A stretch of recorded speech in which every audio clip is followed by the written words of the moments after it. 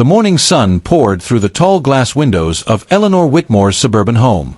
Light scattered across polished floors, catching the crystal vases and golden picture frames that adorned the shelves. Everything looked like it had been torn straight out of a lifestyle magazine, the kind that made neighbors envious and strangers aspire. Eleanor hummed softly as she plated breakfast: avocado toast with a drizzle of olive oil, scrambled eggs with a sprinkle of parmesan, and coffee brewed just the way Mark liked, 2 sugars, no cream. "Morning, beautiful." Mark's voice was warm, affectionate.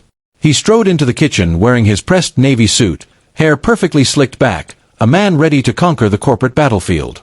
He leaned in, kissed Eleanor's cheek, and settled at the marble island.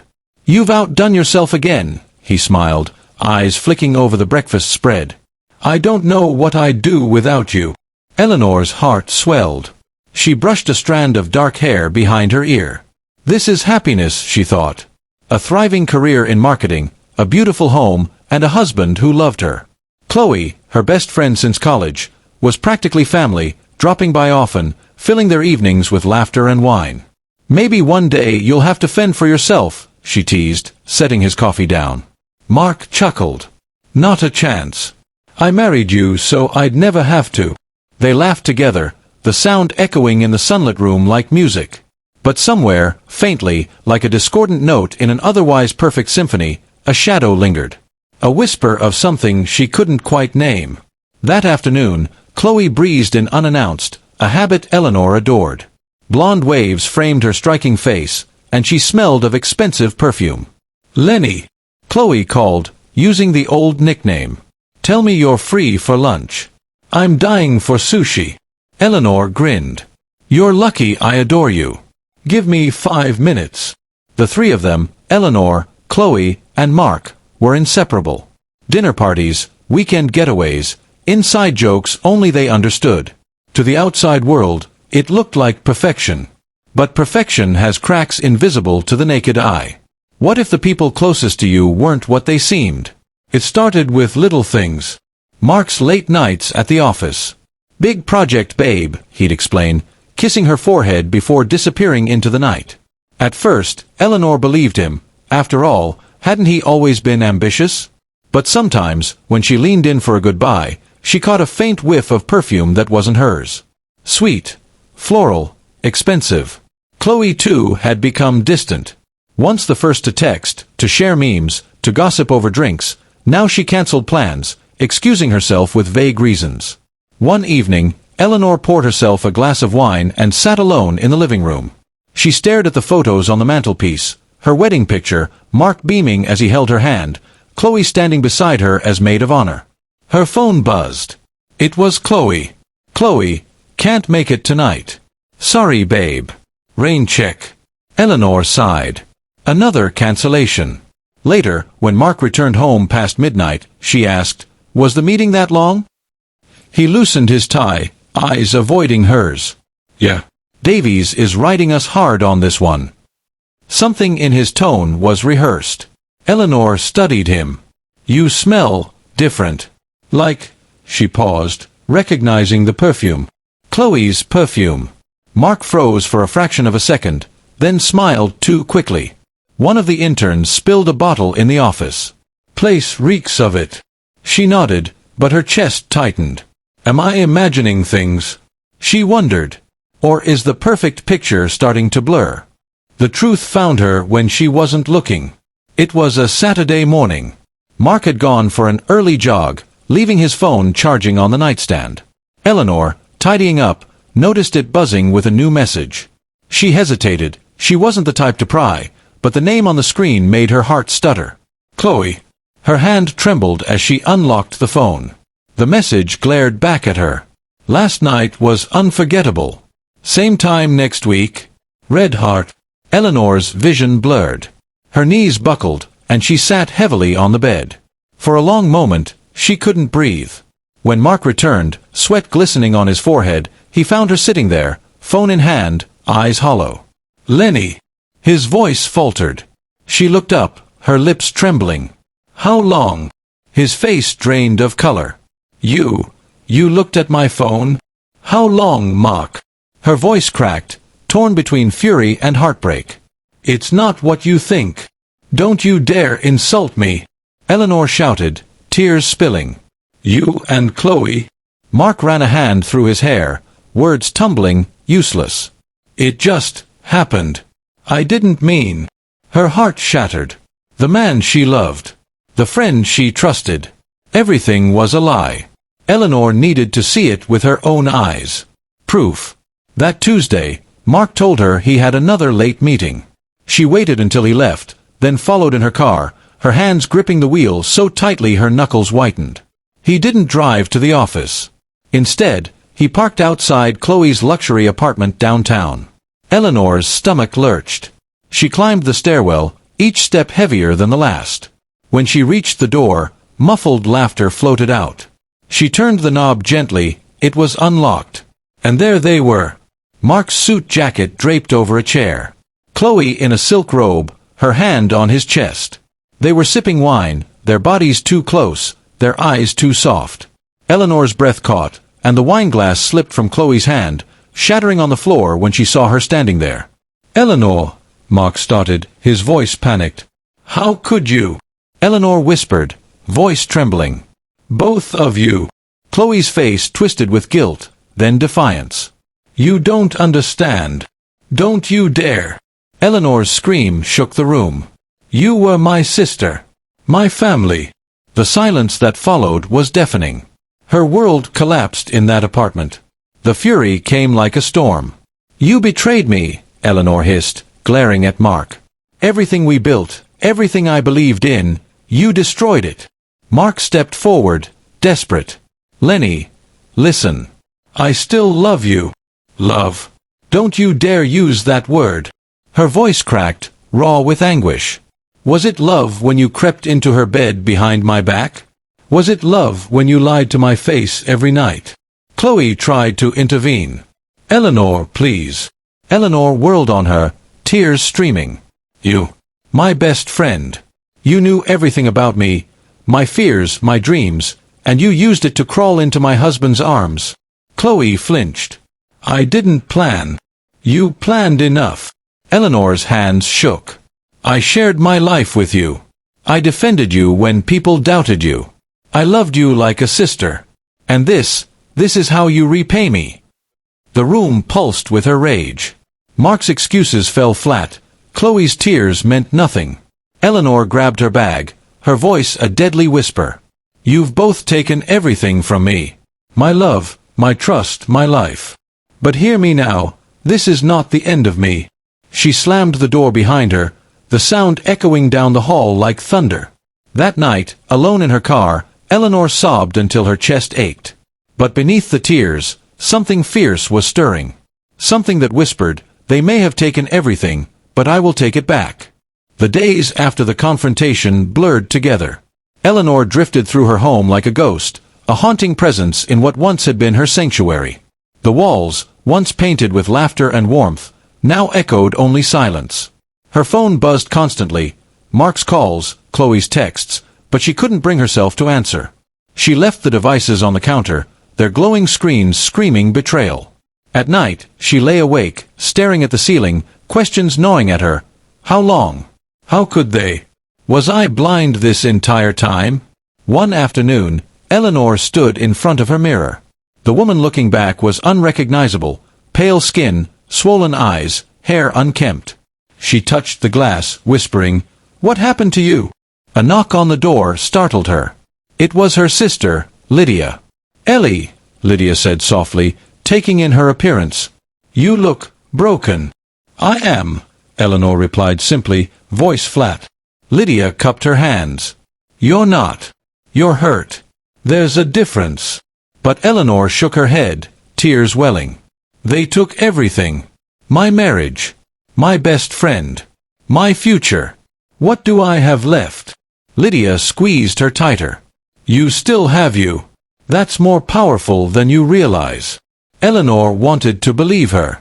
But at that moment, she only felt the heavy emptiness of loss. The shift came quietly. One evening, Eleanor sat at her dining table surrounded by old photo albums, wedding pictures, and Chloe's smiling face in countless frames. Rage coursed through her veins as she flipped through page after page of lies. I can't let them win. She thought about the look on Chloe's face when she had walked in that apartment. Not guilt. Not sorrow. Smugness. And Mark. He thought he could charm his way out, as if betrayal could be erased with a few words. Her hand clenched into a fist. No, she whispered. Not this time. She opened her laptop, staring at the login screen of their joint bank account. She knew Mark well, his habits, his arrogance, his tendency to cut corners at work. She'd overheard conversations he assumed she ignored. Deals made under the table. Clients swayed with bribes. Papers fudged. A thought sparked in her mind, dangerous and electric. If they destroyed me, why shouldn't I destroy them? The idea of vengeance, once unthinkable, now felt like the only path forward. Eleanor became a different person overnight. The despair that had paralyzed her gave way to a cold, focused determination. She started small. Searching through drawers Mark rarely touched, she found invoices tucked away in folders labeled with vague titles. Then came bank statements with unexplainable transfers.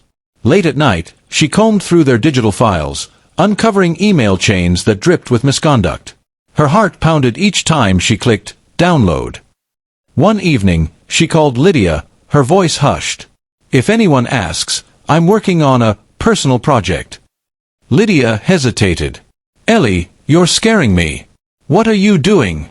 Something I should have done a long time ago, Eleanor replied, her tone icy. She wasn't just looking anymore. She was building a case. A weapon. At one point, she stumbled across an email from Chloe to Mark. If Eleanor ever finds out, she'll destroy us both. Make sure she doesn't. Eleanor let out a bitter laugh. Oh, Chloe, she whispered. You have no idea how right you are. Weeks passed, and Eleanor's dossier grew thicker. She categorized everything, emails in one folder, financial documents in another, incriminating photos in yet another. By now, she wasn't just Eleanor the betrayed wife. She was Eleanor the strategist. She stood before her mirror again, but this time, she saw a different woman. Her hair was combed, her eyes sharp. She looked alive. Time to end this, she said to her reflection. Her plan was meticulous. She would leak the documents anonymously, ensuring her name never appeared. She knew exactly who to send them to, Mr. Davies, Mark's former boss, the man Mark had once boasted about outsmarting. Her mind replayed the moment Mark had laughed at dinner months ago, saying, Davies is an old fool. He'll never catch me. Let's see about that, she muttered. Eleanor spent a full night drafting the email. Each word was precise, calculated, impossible to trace. When she finally hovered her finger over the send button, her heart raced. This was it, the first domino. Goodbye, Mark, she whispered, and clicked. The fallout came fast. 2 days later, headlines exploded across business networks. CEO candidate suspended amid fraud allegations. Mark Whitmore accused of financial misconduct. Eleanor sat in her living room, sipping coffee, the morning news glowing on the screen. Reporters swarmed outside Mark's office. His face, pale and frantic, appeared on every channel. Her phone buzzed. It was Mark. She let it ring. Then it buzzed again, and again. Finally, she picked up. Eleanor, he gasped, voice trembling. You don't understand what's happening. Someone's trying to ruin me. She smirked. Imagine that. Please, he begged. You have to believe me. It's Davies. He's been out to get me for years. Her laughter cut through his words, sharp as glass.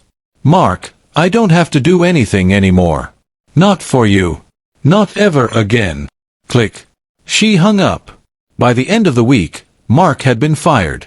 His reputation, once spotless, was in tatters. Former colleagues distanced themselves. Investors pulled out. Eleanor stood at her window, watching the sun set, her heart steady. The first domino had fallen. And she was just getting started. The storm that swept Mark away didn't spare Chloe. Eleanor watched from the shadows, satisfied as news of Mark's scandal rippled through their circle. Chloe had always thrived in high society, luncheons, charity galas, PR events, but now, whispers followed her like perfume gone sour. At a cafe downtown, Eleanor sat across from Lydia, both sipping lattes. They watched Chloe enter, her usual confident strut reduced to a jittery shuffle. Her eyes darted nervously, searching for friendly faces that were no longer there. "She looks different," Lydia murmured. "She looks exposed," Eleanor replied coolly. That week, Eleanor leaked her second batch of files. This time, messages between Chloe and Mark detailing schemes that skirted legality. Bribed accounts, hidden commissions, private exchanges that dripped with arrogance. The internet erupted. Chloe Parker, socialite or scammer. The PR darling tied to fraud allegations. Calls went unanswered. Invitations vanished. Her sponsors pulled out. One night, Eleanor's phone buzzed. "Chloe." Against her better judgment, she answered. "Ellie," Chloe's voice cracked. "Please. I don't know how this happened. People are tearing me apart." "You don't know." Eleanor's voice was ice. "You were right there beside him. Cheating. Lying. Taking what wasn't yours." "It wasn't supposed to go this far," Chloe pleaded. "I never meant to hurt you like this." Eleanor laughed bitterly. "You didn't mean to hurt me?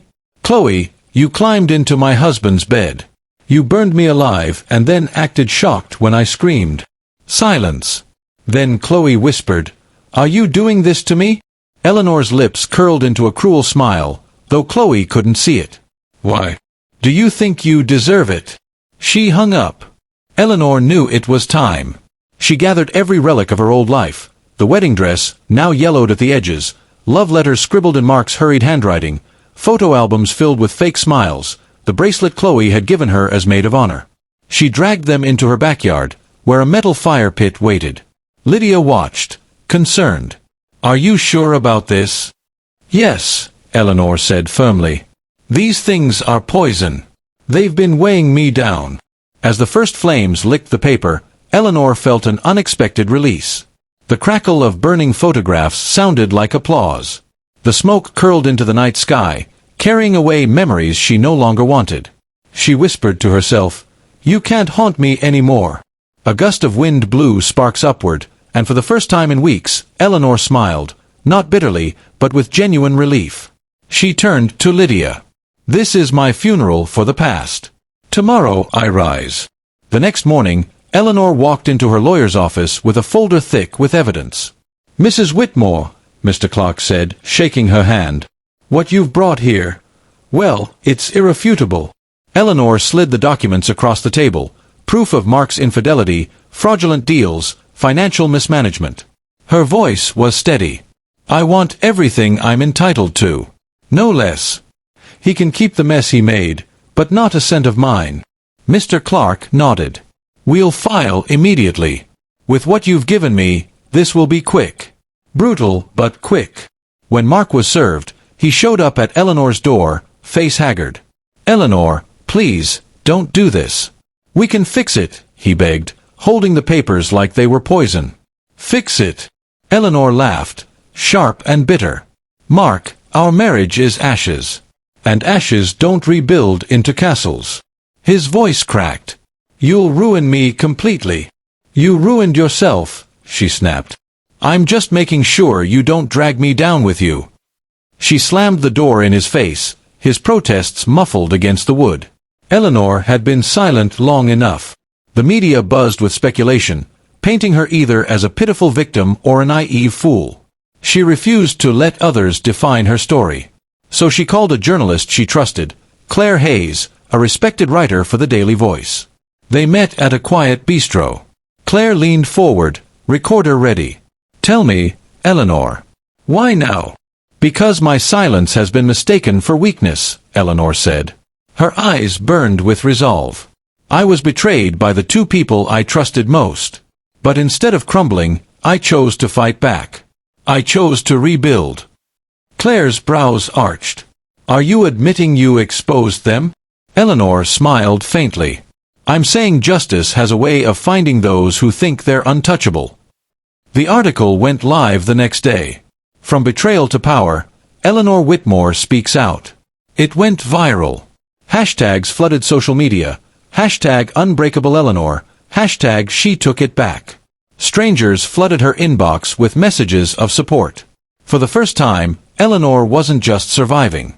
She was inspiring. The apartment was small compared to the house she once lived in, but it was hers.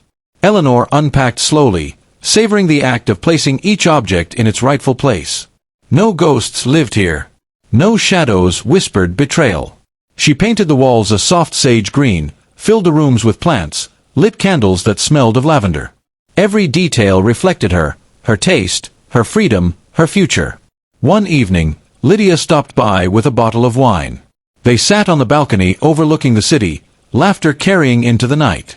"It suits you," Lydia said, gesturing around. "You're glowing again." Eleanor sipped her wine, smiling. "For the first time in months, I feel alive." As the city lights twinkled below, she realized this was more than just a new apartment. It was the first chapter of her rebirth. The old Eleanor had been shattered. This Eleanor was unbreakable. Eleanor had grown comfortable in her solitude. Her days were filled with work, rebuilding, and quiet evenings in her new apartment. Trust, she believed, was a fragile thing best left untouched. Then came Daniel. They met at a bookstore on a rainy afternoon. Eleanor was browsing the self-help section when a man's voice said, "That one's good, but a bit preachy." She turned. Daniel was tall, with kind eyes and a warmth that seemed to radiate without effort. He held a novel in his hand, smiling sheepishly. "You've read this?" she asked. "Twice," he said. "Mostly for the parts that made me laugh at myself." They ended up talking for nearly an hour in the aisle, about books, life, and the strange twists fate throws. Eleanor was surprised at how easily she laughed, how light she felt. Later that week, he invited her for coffee. "Look," Eleanor said cautiously, stirring her cappuccino. "I'm not looking for anything complicated." Daniel nodded. "Neither am I. Let's just say, companionship. No labels, no pressure." His sincerity disarmed her. For the first time since the betrayal, Eleanor felt a flicker of hope. Could she trust again? Maybe. But more importantly, she could allow herself to feel again. Eleanor's healing took form in ambition. During her sleepless nights, she had journaled ideas, products, services, a vision of a wellness brand that wasn't about appearances but about resilience. She called it Phoenix Rising. It started with a blog. She shared her journey, raw, unfiltered posts about betrayal, survival, and rebuilding. Her words struck a chord. Thousands subscribed, leaving comments like, "You gave me courage. You told my story." With Daniel's encouragement, she developed her ideas into products. Journals for self-reflection, candles with affirmations, online workshops about healing after loss. One evening, she confided in him. It's more than a business. It's my redemption. My way of proving that pain can transform into power." Daniel smiled, reaching for her hand. "Then let's build it. Together." And so they did. The launch event was held in a chic downtown venue, exposed brick walls, warm lights, and an eager crowd buzzing with anticipation. Eleanor stood backstage, heart pounding. Claire Hayes, the journalist who first shared Eleanor's story, had agreed to host. "Ladies and gentlemen," Claire announced, "tonight, we celebrate resilience. A woman who turned betrayal into brilliance. Please welcome Eleanor Whitmore." Applause thundered as Eleanor stepped onto the stage. She took a deep breath, looking out at the sea of faces. Investors, supporters, strangers who had become family through shared pain. "When I lost everything," she began, voice steady, "I thought my life was over. But what I realized was this: betrayal doesn't define you. How you rise does." She unveiled her brand, products, vision, mission. The crowd erupted with cheers. Cameras flashed. Social media lit up within minutes. Hashtag Phoenix Rising, hashtag She Took It Back. Afterward, Daniel found her in the crowd, eyes shining. "You were incredible." Eleanor smiled, tears threatening. "No, we were." For the first time, she felt truly unstoppable. Years passed. Phoenix Rising grew into a global movement. Eleanor's name was synonymous with empowerment. Her penthouse overlooked the city skyline, a symbol of how far she had come. One evening, an email arrived. From an old acquaintance. Did you hear about Mark and Chloe? Curiosity piqued, she read on. Mark was bankrupt. His name blacklisted in corporate circles. Chloe, once the darling of PR, now lived in obscurity, her reputation beyond repair. Later that night, over dinner, Eleanor shared the news with Daniel. Do you feel satisfied? He asked gently. Eleanor thought for a long moment. Not satisfaction. Not even revenge. Just justice. They destroyed themselves. All I did was step out of the way. Daniel raised his glass. To moving forward. Eleanor clinked hers against his, a quiet smile playing on her lips. The chapter of bitterness had closed. On the balcony of her penthouse, Eleanor stood hand in hand with Daniel, gazing at the city lights shimmering below. The world was hers now, not because of what had been taken, but because of what she had built. I used to think my story ended the day they betrayed me, she said softly. But now, I realize it was only the beginning. Daniel kissed her forehead. And what comes next? She smiled, eyes fierce with certainty. Whatever I choose. My story is unwritten, and I hold the pen. The city stretched endlessly before her, a canvas of possibility. Her journey, from ashes to empire, from betrayal to beacon, had become a viral phenomenon. But to Eleanor, it was more than that. It was proof that no betrayal, no lie, no heartbreak could break an unbreakable spirit. She raised her glass to the skyline and whispered, "This is what true victory looks like." The ultimate mic drop. The end.